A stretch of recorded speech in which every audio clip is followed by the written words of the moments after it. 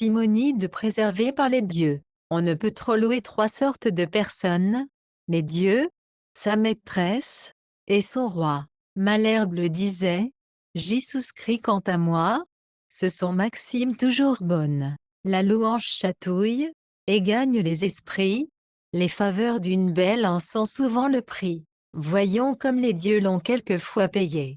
Simonide avait entrepris l'éloge d'un athlète, et, la chose essayée, il trouva son sujet plein de récits tout nus. Les parents de l'athlète étaient gens inconnus, son père, un bon bourgeois, lui sans autre mérite, matière infertile et petite. Le poète d'abord parla de son héros, après en avoir dit ce qu'il en pouvait dire, il se jette à côté, se met sur les propos de Castor et Pollux, ne manque pas d'écrire que leur exemple était aux lutteurs glorieux, élève leur combat, spécifiant les lieux où ses frères s'étaient signalés davantage.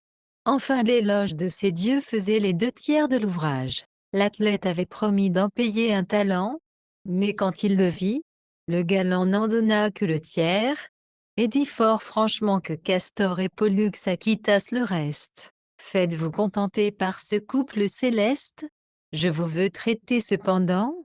Venez souper chez moi, nous ferons bonne vie. Les conviés sont gens choisis, mes parents, mes meilleurs amis, soyez donc de la compagnie. Simonide promit. Peut-être qu'il eut peur de perdre, outre son dû, le gré de sa louange. Il vient, l'on festine, l'on mange, chacun étant de belle humeur, un domestique accourt, l'avertit qu'à la porte 2 hommes demandaient à le voir promptement. Il sort de table, et la cohorte n'en perd pas un seul coup de dent. Ces 2 hommes étaient les Gémeaux de l'éloge.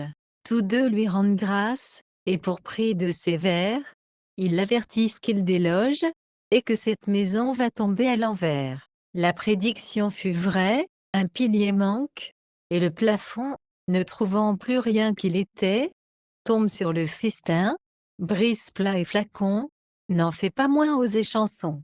Ce ne fut pas le pis, car, pour rendre complète la vengeance du haut poète, une poutre cassa les jambes à l'athlète, et renvoya les conviés pour la plupart estropiés. La renommée eut soin de publier l'affaire.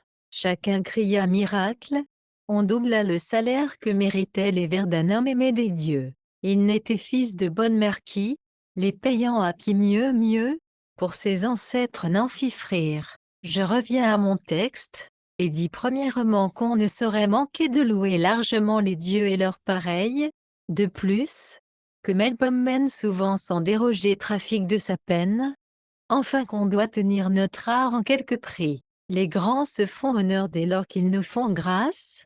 Jadis l'Olympe et le Parnasse étaient fiers et bons amis.